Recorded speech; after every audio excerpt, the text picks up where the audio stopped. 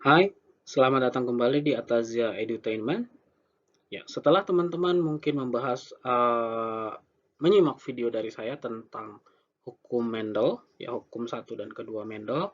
Nah, kita kali ini akan membahas mengenai persilangan monohibrid dari eh, ya aplikasi dari hukum Mendel tersebut ya.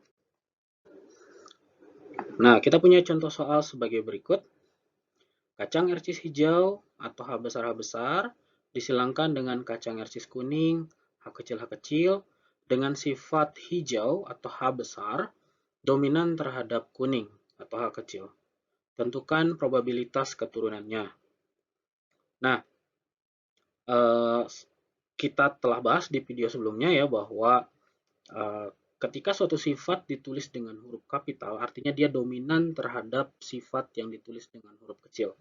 Artinya di sini hijau dominan terhadap kuning. Ya, berarti ini hubungannya adalah persilangan dengan sifat dominan resesif. Ya. Nah, lalu ini harus kita catat bahwa eh, individu yang disilangkan adalah keduanya homozigot.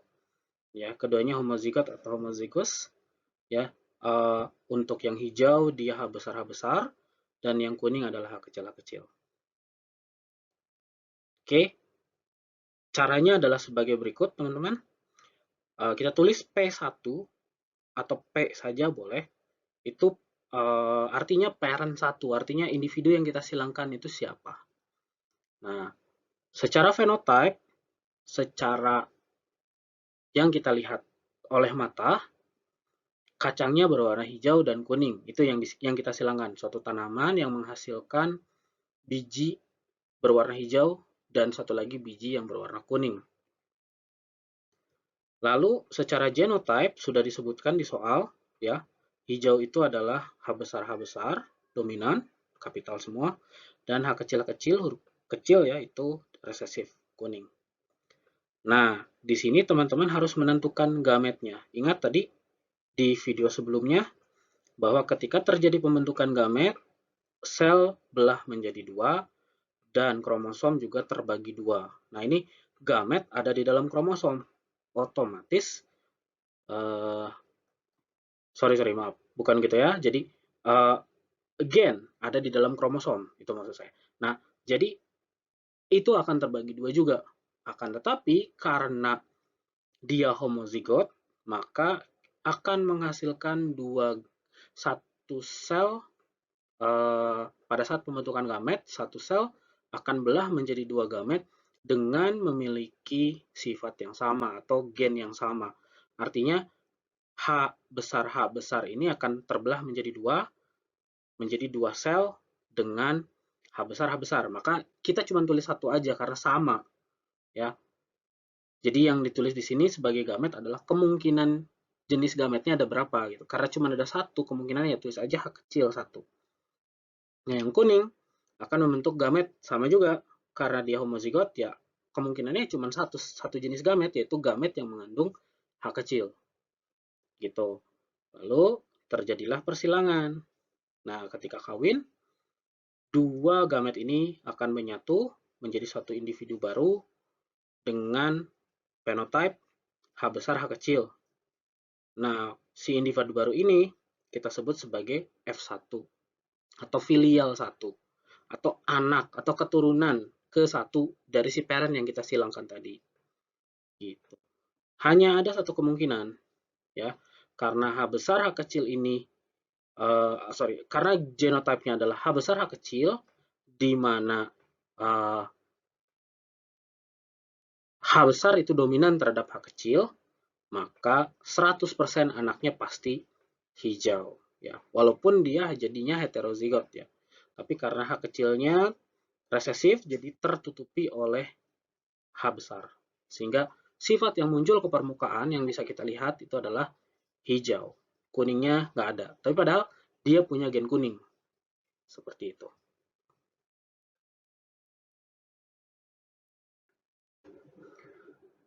Nah, yang teman-teman harus tahu, yang penting dari hukum Mendel adalah bukan persilangan antara individu yang homozigot dengan individu yang homozigot lagi ya. Tapi adalah persilangan keduanya. Jadi hasil persilangan pertama tadi sama Mendel tuh disilangkan lagi dengan sesamanya ya. Jadi kacang RCS hijau heterozigot yang kita hasilkan tadi, yang kita sebut sebagai F1, itu dia silangkan lagi dengan sesamanya ya. Dan masih berlaku aturan yang sama ya, bahwa H besar itu dominan terhadap H kecil atau kuning ya, hijau dominan terhadap kuning. Nah, lalu kita tentukan probabilitasnya sebagai berikut. Nah, kita tulis lagi P2 ya. Ini karena persilangan kedua dengan parent yang baru. Si P2 ini adalah F1 atau filial 1 yang tadi kita silangkan. Fenotipenya hijau ya, dua-duanya hijau. Dengan genotipenya H besar H kecil, H besar H kecil. Ya, tadi udah dari hasil sebelumnya. Nah, kemungkinan gametnya ketika H besar H kecil ini berpisah akan ada dua jenis gamet ya. Jadi ketika satu gamet pecah menjadi dua, ya, H besar itu akan terbentuk di gamet yang satu, H kecil akan terbentuk di gamet yang kedua.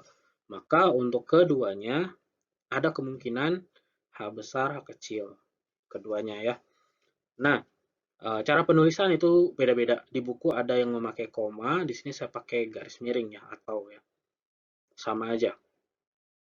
Nah, untuk yang memiliki gamet lebih dari dua, biar tidak pusing, biasanya kita menggunakan tabel. Ya, tabelnya adalah sebagai berikut. Nah, biar nggak bingung, teman-teman harus siapkan tabel seperti ini. Ya, sederhana saja. Tadi kita siapkan 4 buah kotak kosong ya, seperti ini. Di atasnya kita label untuk kolom dan barisnya. Ini kita masukkan tadi gen atau gamet ya, yang terbentuk, yaitu H besar dan H kecil untuk kolom dan H besar dan H kecil untuk baris ya. Nah, ini opsional saja, teman-teman bisa menambahkan jenis kelaminnya ya. Biasanya penulisan di buku-buku untuk kolom itu jantan dan untuk baris itu betina ya. Ini opsional aja, tidak ditulis pun tidak apa-apa. Nah, cara penggunaan tabel seperti ini adalah teman-teman tinggal kumpulkan dari kolom ini dengan baris ini ya, H besar ya, tinggal digabung menjadi H besar ya. Nah, H besar ini apa? Karena H besar itu membawa sifat hijau ya, fenotipenya yang muncul adalah hijau seperti itu. Dan untuk kolom kedua baris ke satu, teman-teman lakukan hal yang sama, gabungkan. Nah, biasanya penulisan ya, dominan ditulis terlebih dahulu, lalu yang resesif ya kemudian. Jadi H besar H kecil. H besar dominan terhadap H kecil, maka sifat yang muncul adalah hijau. Begitupun untuk kolom 1 baris 2, H besar H kecil, dan sifat yang muncul adalah hijau. Sedangkan untuk kolom dan baris terakhir, atau kolom 2 dan baris 2, H kecil ketemu H kecil menjadi H kecil H kecil, tidak ada sifat dominan di situ, maka sifat resesif akan muncul. Maka anak yang terakhir ini adalah kuning. Ya. Lalu probabilitasnya, kemungkinannya ya kita lihat aja. Rasio genotype H besar berbanding H besar H kecil berbanding H kecil H kecil itu 1, 2, 1. Ya. Kadang di soal ditulis dalam ditanyakan dalam bentuk persennya ya, teman-teman tinggal konversi ke dalam bentuk persennya ya. Berarti ini 25%, 50%, 25% gitu ya. Tinggal bagi 4 ya, berarti 1 dibagi total perbandingan dikali 100%. Ya, gitu aja. Lalu untuk rasio fenotipenya, fenotipe itu adalah kita ingat lagi ya di video sebelumnya bahwa fenotipe adalah sifat yang muncul. Walaupun genotipenya ada 3, tapi fenotipenya itu sebenarnya cuma 2. Cuman ada kacang yang hijau dan kacang yang kuning. Maka perbandingannya adalah 3:1. Ya, kita lihat aja di atas di tabel, yang hijau ada 3, yang kuning ada 1. Seperti itu. Nah, harus teman-teman ingat ini berlaku untuk yang dominan resesif ya. Untuk dominan resesif perbandingannya 1:21 untuk genotipenya dan untuk fenotipenya 3:1.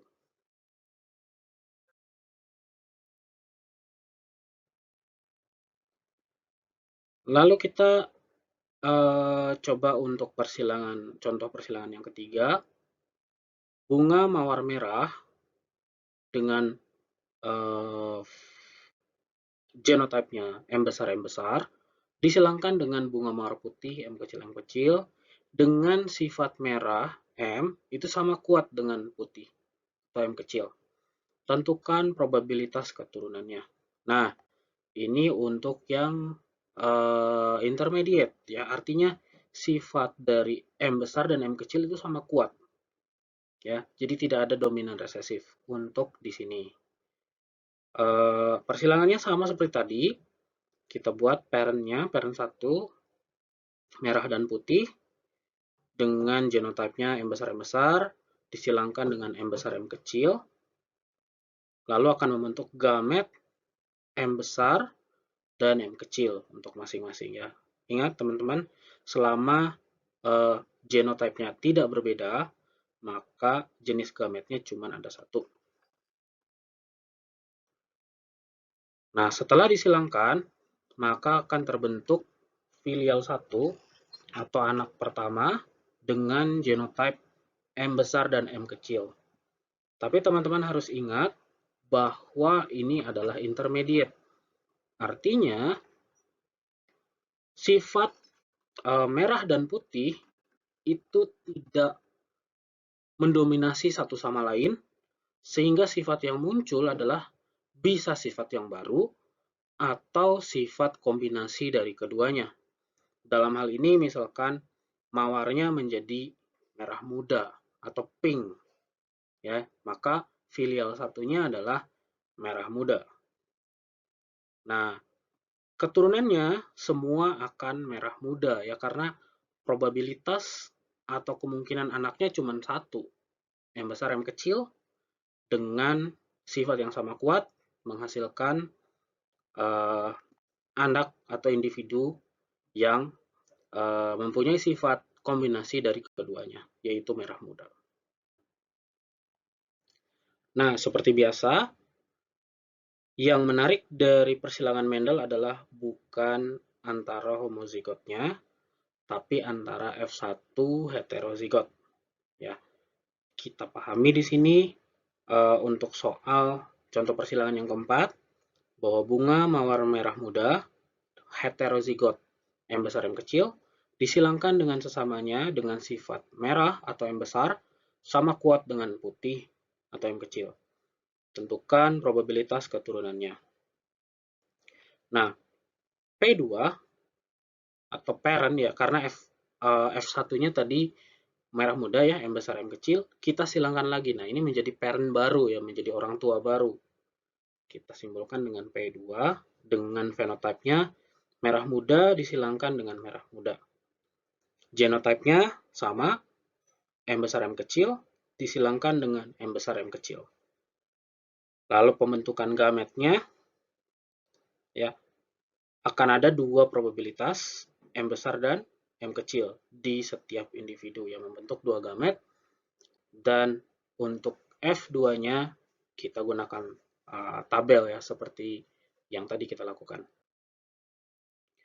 Oke, tabel sudah dibuat, M besar M kecil untuk kolom dan M besar M kecil untuk baris ya, seperti biasa.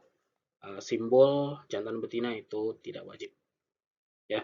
Lalu kita gabungkan akan membentuk M besar yang secara fenotype merah, lalu terbentuk untuk yang kedua M besar dan M kecil, maka ini merah muda ya, karena intermediate heterozigot. Lalu untuk kolom yang ketiganya, kolom 1 baris 2 itu akan menghasilkan M besar M kecil atau merah muda juga, dan untuk yang kolom 2 baris 2 menghasilkan M kecil, karena ini dua-duanya resesif, tidak ada dominan, maka akan muncul putih ya. Nah, untuk yang intermediate probabilitasnya untuk rasio genotipenya sama seperti yang dominan resesif ya. Jadi M besar berbanding M besar M kecil berbanding M kecil itu 1:2:1.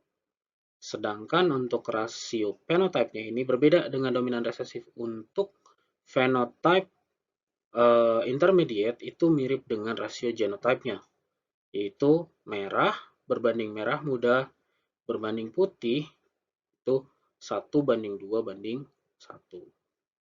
Seperti itu. Nah, kesimpulannya adalah untuk rasio fenotipe persilangan monohibrid F1 selalu 3:1 jika sifat yang dibawa itu adalah hubungannya dominan resesif. Tapi ketika yang disilangkan itu intermediate, maka rasio fenotipenya itu 1:2:1. Oke, sekian video kali ini dari saya. Jangan lupa like, comment, dan subscribe. Terima kasih.